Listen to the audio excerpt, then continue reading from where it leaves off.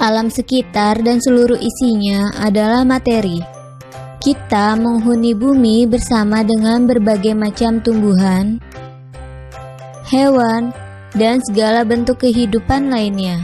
Seluruh kehidupan tersebut bergantung pada alam di sekeliling kita seperti tanah, air di laut, sungai, dan danau, serta gas-gas yang membentuk atmosfer. Kita dapat menggambarkan alam ini sebagai suatu bentuk keragaman dan keindahan alam, yang tak lain adalah materi yang mengalami perubahan secara terus-menerus.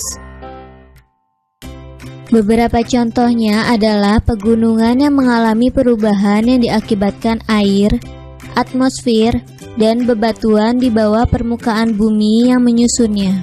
Daun pada tanaman yang menguning, dan rontoknya besi yang mengalami perkaratan di udara terbuka, dan pepohonan atau kayu di hutan yang berubah menjadi abu pada kebakaran hutan akibat ulah manusia yang tidak bertanggung jawab. Apa itu materi? Materi adalah sesuatu yang menempati ruang dan memiliki massa. Alam seperti tanah, air, dan udara misalnya adalah materi dengan wujud berturut-turut padat, cair, dan gas, sedangkan panas dan cahaya adalah energi. Perubahan materi, baik perubahan fisika dan kimia, selalu disertai dengan perubahan energi dari materi tersebut. Oleh karena itu, kita dapat menggambarkan alam semesta dan semua perubahan yang terjadi di dalamnya dalam dua konsep dasar, yaitu materi dan energi. Dalam ilmu kimia, materi lebih dikenal dengan sebutan zat kimia, dan perubahan suatu zat kimia menjadi zat kimia lainnya disebut reaksi kimia. Perhatikan logam besi dan kayu yang mempunyai sifat berbeda. Hal ini dikarenakan logam dan kayu mempunyai susunan materi yang berbeda, yaitu besi dan karbon. Demikian halnya dengan intan dan grafit yang mempunyai sifat berbeda. Meskipun keduanya tersusun dari karbon, tetapi struktur intan dan grafit berbeda. Pembakaran kayu bakar untuk menghasilkan panas atau energi mengubah senyawa karbon menjadi karbon dioksida dan air. Perubahan materi yang terjadi mengubah susunan dan energi dari materi tersebut. Segala sesuatu tentang materi dan perubahannya merupakan lingkup yang akan dipelajari dalam ilmu kimia. Materi ada yang tidak dapat diperbaharui dan dapat diperbaharui. Untuk materi yang tidak dapat diperbaharui seperti minyak bumi akan habis jika diambil terus-menerus. Ilmu kimia bertugas mencari materi pengganti, seperti sel bahan bakar atau daur ulang untuk upaya efisiensi proses dan pelestarian cadangan bahan baku. Untuk materi yang dapat diperbarui, ilmu kimia berperan untuk terus-menerus memperbaruinya dengan cara menggunakan pupuk untuk meningkatkan produksi pangan.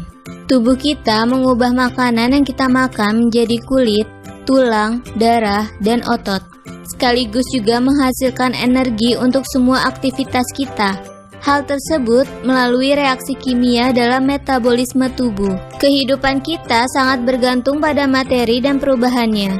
Udara yang kita perlukan untuk bernafas, baju yang kita pakai, makanan yang diperlukan untuk manusia tumbuh kembang, dan kendaraan yang digunakan untuk aktivitas sehari-hari, semuanya adalah materi. Pemanfaatan materi yang melibatkan ilmu kimia tidak lepas dari timbulnya dampak negatif terhadap manusia dan lingkungan. Hal ini disebabkan penggunaan yang tidak tepat atau berlebihan materi akibat kurangnya pemahaman tentang materi tersebut. Dampak negatif tersebut dapat ditekan dengan pemahaman ilmu kimia yang lebih baik, yaitu dengan membuat materi yang lebih ramah lingkungan, serta memantau pengaruh aktivitas manusia terhadap lingkungan.